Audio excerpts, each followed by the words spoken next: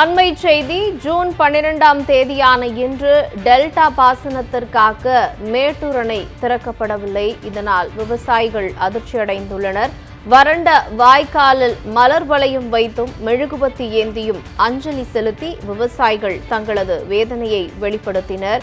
மேட்டூர் அணை உரிய நேரத்தில் திறக்கப்படாததால் குறுவை சாகுபடியின் பரப்பளவு 50% குறையும் அபாயம் உள்ளது.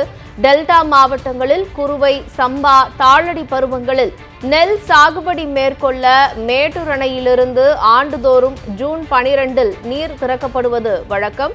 கடந்த திமுக ஆட்சியில் ஜூன் 12ஆம் தேதிக்கு முன்னதாகவே தண்ணீர் திறக்கப்பட்டதால் டெல்டா விவசாயிகள் பயனடைந்து சாகுபடியை அதிகரித்தனர்.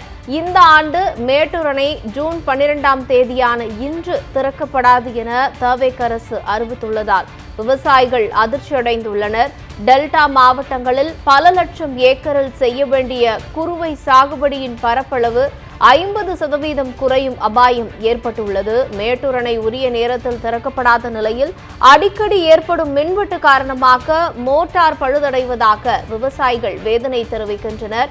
தவேக ஆட்சியில் விவசாயத்திற்கு மும்முனை மின்சாரம் வழங்கப்படவில்லை என்றும் விவசாயிகள் குற்றம் சாட்டுகின்றனர். மின்வெட்டு காரணமாக பயிர்களுக்கு தண்ணீர் பாய்ச்ச முடியாத நிலை ஏற்பட்டு பயிர்கள் கருகி வருவதாகவும் விவசாயிகள் கண்ணீர் மல்க தெரிவிக்கின்றனர்.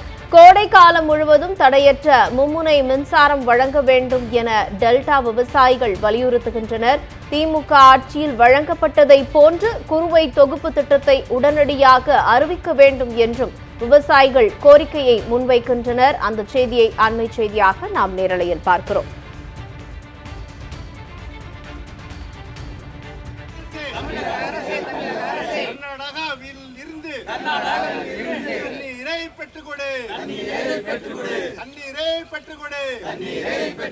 கர்நாடக அரசிலிருந்து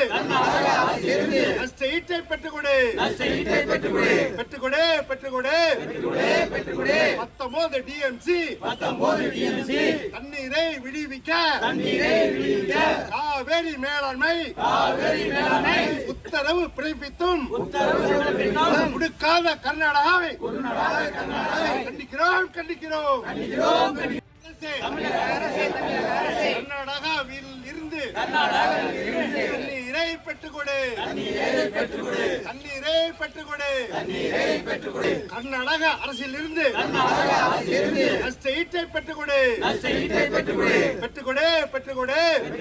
பெற்றுக்கொடு.